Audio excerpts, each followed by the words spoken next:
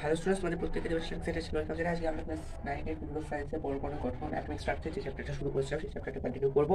আজকে পার্ট 4 এর ক্লাস। সেখানে এর আগের ক্লাসে মোটামুটি রাজাপুরের আলফা কণা বিচ্ছুরণ পরীক্ষা থেকে শুরু হয়ে একদম নিউট্রন আবিষ্কারগুলো আলোচনা করা হয়ে গেছে। এর আগে মোটামুটি 3টে ক্লাস প্রোভাইড করা আছে, 3টে ক্লাসের মধ্যে সবগুলো কিন্তু ডিসকাস করা হয়েছে। তো আজকে হবে পারমাণবিক সংখ্যা থেকে। এর আগে যে বোর সম্পর্কিত যে রাদারফোর্ডের মানে বোরের যে মানে মডেলটা পরমাণু মডেল অ্যাটমিক স্ট্রাকচার সেটাও আলোচনা করা হয়েছিল। আজকে হবে পারমাণবিক সংখ্যা থেকে, পারমাণবিক সংখ্যা, ভর সংখ্যা এবং এখানে আইসোটোপ এবং নিউক্লিওর।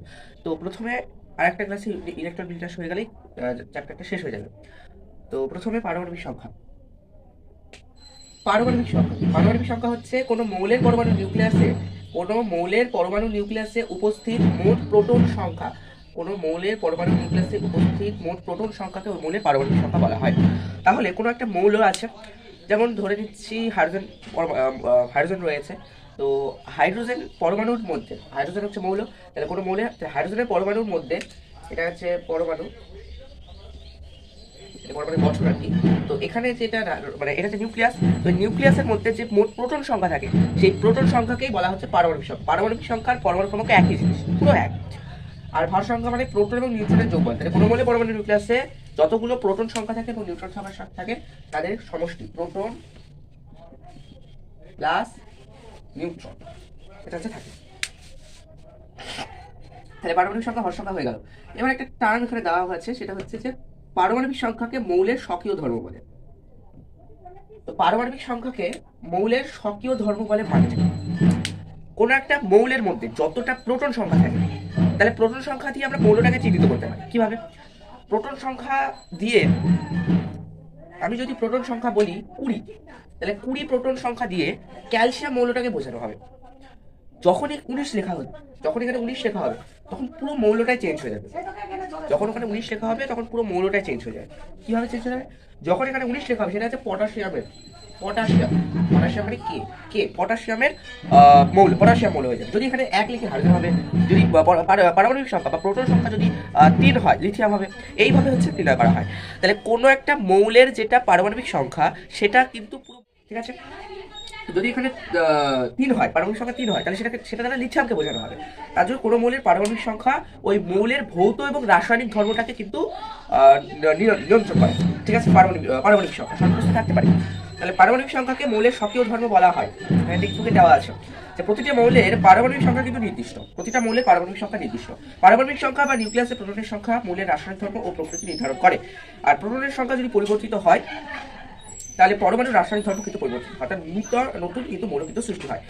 এই জায়গাগুলো রয়েছে। এবার আরেকটা জিনিস, নিউক্লিয়াই। কোনো মৌলের পারমাণবিক সংখ্যা ও ভর সংখ্যা কিভাবে লেখে? তো যদি লিথিয়ামের ক্ষেত্রে বলি, লিথিয়ামের ক্ষেত্রে পারমাণবিক সংখ্যা 3 হয়। আচ্ছা, লিথিয়াম আমি বলছি। আচ্ছা, অ্যালুমিনিয়ামের কথা। অ্যালুমিনিয়ামের ক্ষেত্রে আমি যদি নিই তাহলে পারমাণবিক সংখ্যা কত? 13 আর ভর সংখ্যা 27। এইভাবে লিখতে হয়, অথবা এইভাবে লেখা চলে। অ্যালুমিনিয়াম রয়েছে, এইখানে 30 লিখে আবার এখানে 7, এইভাবে লেখা যায়, এইভাবে লেখা।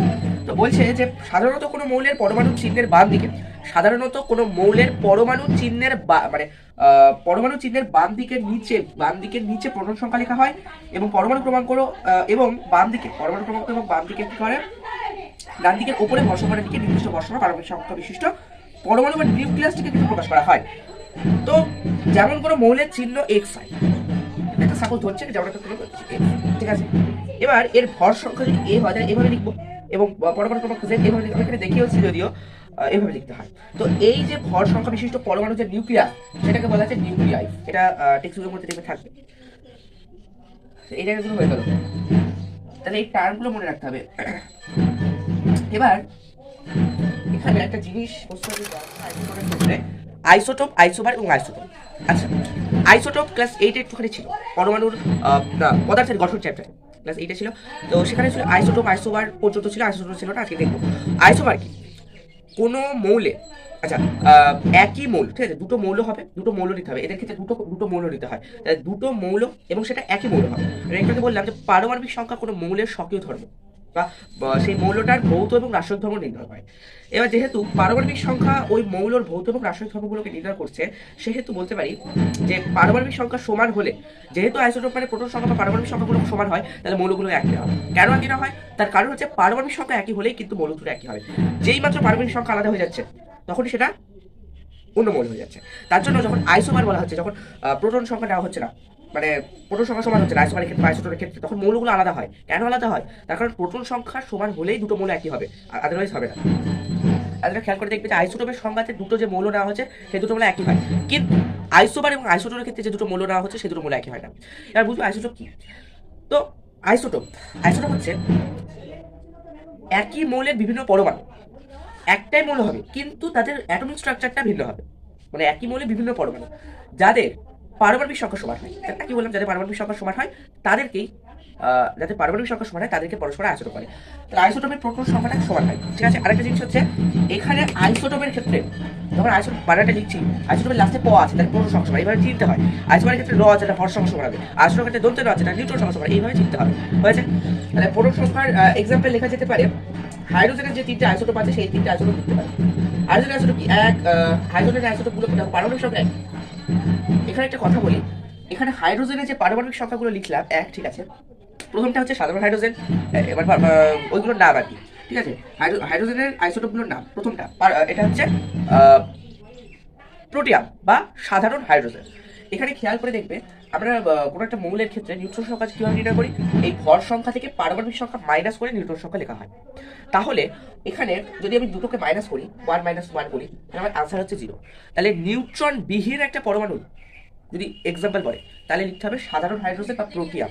এর ক্ষেত্রে কিন্তু কোনো নিউট্রন থাকে না, তাই নিউট্রন বিহীন কোনো মৌলের এক্সাম্পল বললে হবে সাধারণ হাইড্রোজেন বা প্রোটিয়াম। তো এটা হলো ডয়টেরিয়াম, এটা হচ্ছে ডয়টেরিয়াম, এটা হচ্ছে ট্রিটিয়াম বা ট্রিশিয়াম বা ট্রাইটেরিয়াম বলে। এবার এই তিনটে হাইড্রোজেন আইসোটোপগুলোর মধ্যে এই ডয়টেরিয়ামের মানে ভারী, এই ডয়টেরিয়ামটা বেশি ভারী। তাহলে ভারী হাইড্রোজেন আইসোটোপগুলোর মধ্যে কোনটি বেশি ভারী? ডয়টেরিয়াম। আর একটা তথ্য হচ্ছে, এই তিনটের মধ্যে এই সাধারণ হাইড্রোজেন বা প্রোটিয়ামের প্রকৃতিতে পরিমাণ কিন্তু বেশি, প্রকৃতিতে এইটার পরিমাণটা বেশি, 99.9844% এরকম এগুলো দেওয়া আছে, এবং এই দুটো পরিমাণ তুলনামূলকভাবে কম। এবার কার্বনের যদি আইসোটোপের কথা বলি, কার্বনের আইসোটোপ হচ্ছে C612।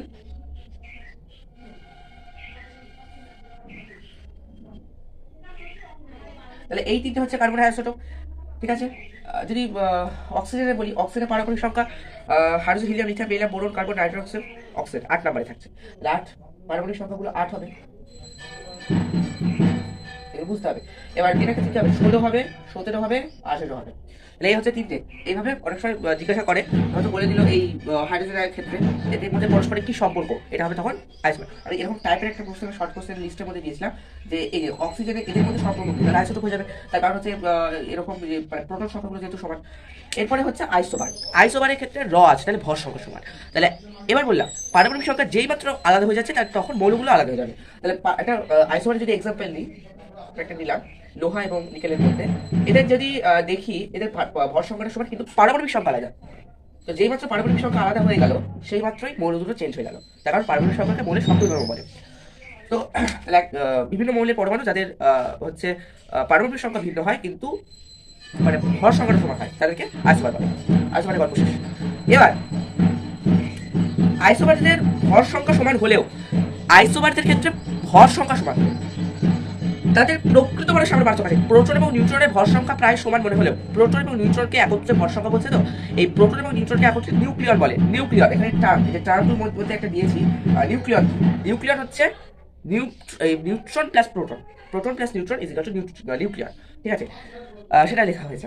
এবার তো পারমাণবিক প্রোটন এবং নিউট্রনের ভরের মধ্যে পার্থক্য কিন্তু রয়েছে। ভর যদি সমান ধরলেও এদের মধ্যে পার্থক্য আছে। আচ্ছা, এবার এক্সাম্পল থেকে টেক্সটবুকের মধ্যে অনেকগুলো ব্যবহার করে আমরা যেহেতু ভার্সেস ব্রাদার্সের বই ব্যবহার করি, সেখানেও কিন্তু এখানে আমাদের এক্সাম্পলগুলো অনেকগুলো দেওয়া আছে। টেক্সটবুক থেকে যেগুলো দেখলাম, যেগুলো পড়াচ্ছে সেগুলো মোটামুটি টেক্সটবুকের মধ্যে খুললে টেকনিকটা পাবে। অথবা যদি তোমাদের পরীক্ষার সামনে আসে থাকে, তাহলে এই ভিডিওটা তুমি যেটা দেখছো তোমাদের রিভিশন কিন্তু হেল্পফুল হবে, জায়গাটা বলছিলাম। এবার নিউক্লিয় বল বা নিউক্লিয় ফোর্স। আচ্ছা, তাহলে আইসোটোনটা বলি। আইসোটোন কিছুই না, নিউট্রন সংখ্যা সমান, একই জিনিস, শুধু নিউট্রন সংখ্যা সমান হবে। আইসোটোনের একটা এক্সাম্পল দিয়ে দিই, সিলিকন এবং আচ্ছা, সিলিকন এবং পি এর মধ্যে দিচ্ছে, সিলিকন এবং পি এর মধ্যে 30 হয়। এদের নিউট্রন সংখ্যা যদি বের করি, দুটো ক্ষেত্রে 15 হচ্ছে, এই 16 হচ্ছে। হয়ে গেল নিউক্লিয় বল। নিউক্লিয় বল মানে এখানে লিখেছি যেটা, সেটাই নিউক্লিয় ফোর্স যদি কাকে বলে বলে, নিউক্লিয় বল কাকে বলে, প্লাস ওই মানে উৎপত্তির কারণ আজকে ডিসকাস করা হবে। নিউক্লিয়ন মানে আগে বলা আছে প্রোটন প্লাস নিউট্রন, তাহলে নিউট্রন, প্রোটন প্লাস এবং নিউট্রনের মধ্যে কার্যকারী যে অতি, এই যে প্রোটন এবং নিউট্রনের মধ্যে, প্রোটন এবং নিউট্রনের মধ্যে, এই প্রোটন এবং নিউট্রনের মধ্যে যে অতি শক্তিশালী বল হচ্ছে, আচ্ছা, প্রোটনগুলোর মধ্যে সক্রিয় স্থির তাড়িতিক বিকর্ষণ বলের প্রভাব প্রতিফলিত করে মানে নিউক্লিয়াসকে। আচ্ছা, কুলম্বীয় বিকর্ষণ সেটা টেনে আছে, বা এইটা কিছুটা ছিল। কুলম্বীয় বিকর্ষণ মানে হচ্ছে দুটো যদি একই জাতীয় যদি দুটো বস্তু হয়, তাহলে কি হয়, তারা পরস্পরকে বিকর্ষণ করে। একই পরিমাণ মানে একই জাতীয় দুটো বস্তু পরস্পরকে বিকর্ষণ করে, এবং সমজাতীয় দুটো বস্তু না, এবং আলাদা, এইটার প্রকৃতি এবং এইটার প্রকৃতিতে আলাদা হয়, মানে আলাদা জাতীয় দুটো বস্তু পরস্পরকে আকর্ষণ করে, এটা আমরা জানি। তাহলে মানে পরমাণু যে নিউক্লিয়াস থাকে, সেখানে প্রোটন এবং প্রোটন তো রয়েছে। তো প্রোটনের মধ্যে এদের চার্জ যেহেতু এক, তাহলে এদের তো বিকর্ষণ করার কথা, এদের তো মানে একটা জায়গায় তো এরা সীমাবদ্ধ আছে নিউক্লিয়াসের মধ্যে, কিন্তু এদের তো বিকর্ষণ করার কথা এবং দূরে সরে যাওয়ার কথা। কিন্তু বিষয়টা হচ্ছে, তারা এক নিউক্লিয়াসের মধ্যে জোটবদ্ধ অবস্থা থাকে। কিভাবে? তো এই প্রোটন এবং নিউট্রনের মধ্যে, এই প্রোটনের মধ্যে মানে দুটো প্রোটনের মধ্যে যে বিকর্ষণ বলটা রয়েছে, সেই বিকর্ষণ বলের থেকেও বেশি একটা আকর্ষণ বল থাকে, সেই তার মধ্যে ক্রিয়েট হয়, সেটা হচ্ছে নিউক্লিয়ার ফোর্স বা নিউক্লিয় বল। এই নিউক্লিয় বলের জন্যই প্রোটনগুলোর আধান সমান হওয়ার জন্য এরা কিন্তু পরস্পর থেকে বিকর্ষণ হয় না, এবং তারা মানে জোটবদ্ধ অবস্থায় থাকে। এবং এদের মধ্যে পাই মেসন কণার আদান প্রদানের মাধ্যমে যেহেতু নিউক্লিয়াস মধ্যস্থ, প্রোটন এবং নিউট্রন পরস্পর দ্রুত রূপান্তরের ফলে প্রোটন এবং নিউট্রনগুলো রূপান্তর হয়, প্রোটন নিউট্রনে রূপান্তরিত হয় এবং নিউট্রন প্রোটনে রূপান্তরিত হয়। এর ফলে যে শক্তিশালী আকর্ষণ বলটা সৃষ্টি হচ্ছে, সেটাকে নিউক্লিয় বল বলা হয়। এবার এই উৎপত্তি নিয়ে অনেকগুলো জিনিস কিন্তু টেক্সটবুকের মধ্যে দেওয়া থাকবে। নিউক্লিয় বল কিভাবে উৎপত্তি হয়েছে।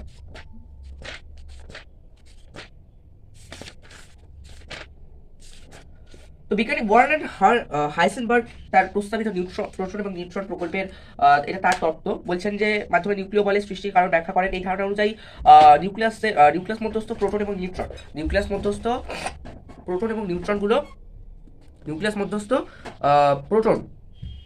নিউট্রনগুলো মানে রূপান্তরের ফলে প্রোটন রূপান্তরের ফলে এত দ্রুত সংঘটিত যে প্রোটনগুলোর মধ্যে স্বাভাবিক একটা স্থির তাড়িতিক আকর্ষণ বল ক্রিয়েট হয়।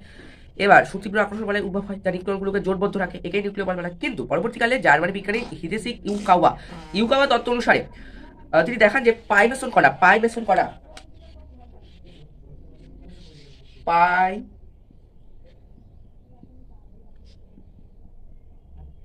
এই পাই মেসন কণার জন্য, এই পাই মেসন কণা আদান প্রদানের মাধ্যমে প্রোটন এবং নিউট্রনের মধ্যে পাই মেসন কণার আদান প্রদানের জন্য, প্রোটন আছে নিউট্রন আছে, এদের মধ্যে পাই মেসন কণার আদান প্রদানের জন্যই নিউট্রন এবং প্রোটনের এই পারস্পরিক রূপান্তর সংঘটিত, মানে প্রোটন এবং নিউট্রন প্রোটনে রূপান্তরিত হয়। তো এই রূপান্তর সংঘটিত হয় ও নিউক্লিয় বলটা সৃষ্টি হয়। তাহলে প্রোটন এবং নিউট্রনের মধ্যে পাই মেসন কণার আদান প্রদানের জন্য নিউট্রন প্রোটনে রূপান্তরিত হয়। এর ফলে নিউক্লিয় ফোর্স ক্রিয়েট হয়, নিউক্লিয় ফোর্সটা কিন্তু ক্রিয়েট হয়। এবার পরের টপিক হচ্ছে নিউক্লিয়াসের বৈশিষ্ট্য। নিউক্লিয়াসের বৈশিষ্ট্যের মধ্যে নিউক্লিয় বল হচ্ছে মহাকর্ষীয় বল এবং স্থিরতান্ত্রিক আকর্ষণ বিকর্ষণ বলের থেকে ভিন্ন প্রকৃতি। নিউক্লিয় বল মহাকর্ষীয় বলের থেকে 10⁻40 গুণ বেশি শক্তিশালী। নিউক্লিয় বলগুলো প্রোটন এবং নিউট্রনগুলো ক্ষুদ্র পরিসরের মধ্যে ক্রিয়েট হবে। যখন প্রোটন এবং নিউট্রন অত্যন্ত ক্ষুদ্র পরিসরে অবস্থান করবে, মানে পুরো প্রায় কাছাকাছি, একদম কাছাকাছি, মানে মোটামুটি 1 থেকে 1.5 ফার্মি এককের মধ্যে অবস্থান করবে, তখনই কিন্তু এই নিউক্লিয়ার ফোর্সটা ক্রিয়েট হবে। এটা একটা বৈশিষ্ট্য হবে যে নিউক্লিয় বল কেবলমাত্র অত্যন্ত কম দূরত্বে থাকা নিউক্লিয়ন মানে প্রোটন এবং নিউট্রন জোড়ের মধ্যে হচ্ছে কার্যকরী হয়। আর নিউক্লিয় বল ব্যস্তবর্গ সূত্র মেনে চলে। তাহলে হয়ে গেল পারমাণবিক সংখ্যা, ভর সংখ্যা, আইসোটোপ এবং নিউক্লিয় ফোর্স এবং তার বৈশিষ্ট্যগুলো। তো এরপরে হচ্ছে যে ইলেকট্রন বিন্যাসগুলো আছে, পরমাণুর যে ইলেকট্রন বিন্যাস, সেগুলো নেক্সট ক্লাসে ডিসকাস করা হবে, এবং এটাই কিন্তু লাস্ট ক্লাস হবে।